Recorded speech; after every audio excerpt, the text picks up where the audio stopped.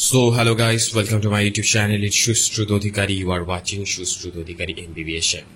তো রিসেন্টলি কালকে এনটিএ যে প্রেস রিলিজ করলো, প্রেস রিলিজ নয় প্রেস কনফারেন্স করেছিল, এনটিএ সব উচ্চ কর্তারা এসেছিল এবং তারা মিডিয়া যে প্রেস কনফারেন্স করেছিল তার যে আউটকাম আমরা দেখতে পেলাম।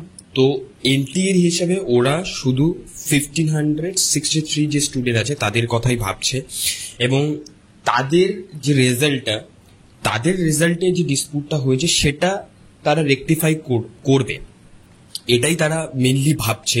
রিনিটের কোনো রকমের কোনো পসিবিলিটি বা কোনো আশা অ্যাটলিস্ট এনটিএ এর তরফ থেকে তো দেখা যাচ্ছে না। যেটা কালকে যে প্রেস কনফারেন্স হয়েছিল তার থেকে যেটা আউটকাম সেটা মেনলি এটা এক নম্বর। 2 নম্বর গেল ওরা বলছে যে টোটাল 1563 স্টুডেন্টকে ওরা গ্রেস মার্কস দিয়েছিল, সেটা শুধুমাত্র দেশের 6টা সেন্টারের মধ্যে তারা বিলং করে। তার মধ্যে 700টা ক্যান্ডিডেট, কটা ক্যান্ডিডেট, শুধুমাত্র 700টা ক্যান্ডিডেট কোয়ালিফাই করেছে। মানে 50% বা 50%-এর নিচেও, বিলো 50%, 40%-এর কাছাকাছি স্টুডেন্ট প্রায় কোয়ালিফাই করেছে এক্সামটা, মানে নিট এক্সামে যাদের ওরা গ্রেস মার্কস দিয়েছিল।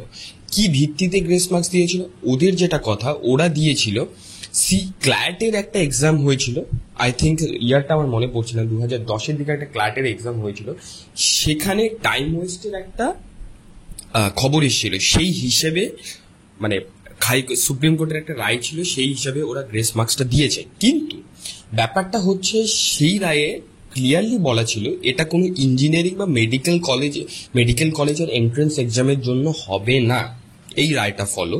কিন্তু এনটিএর যেটা কথা, তারা ওই রায়ের মধ্যে মডিফিকেশন করেছে, ওই যে ক্যালকুলেশন ছিল তার মধ্যে মডিফিকেশন করেছে, নিটের হিসেবে তারা ক্যালকুলেট করে তারপরে এই গ্রেস মার্কসটা দিয়েছে। তো আমার যেটা মনে হচ্ছে এনটিএ রিনিট নিতে ইচ্ছুক নয়।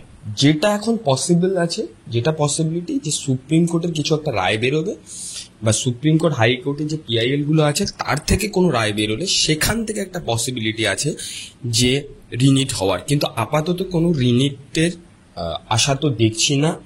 তো যারা স্টার্ট করেছিলে প্রিপারেশন স্টার্ট করে দাও, আর যারা কাউন্সিলিং এর জন্য ডকুমেন্ট রেডি করছে ডকুমেন্ট রেডি করা শুরু করে দাও।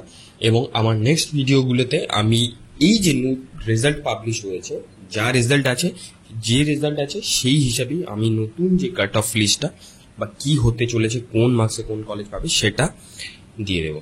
তো থ্যাংক ইউ আজকে ভিডিওটা দেখার জন্য, এতটুকু ইনফরমেশন দেওয়া ছিল। থ্যাংকস।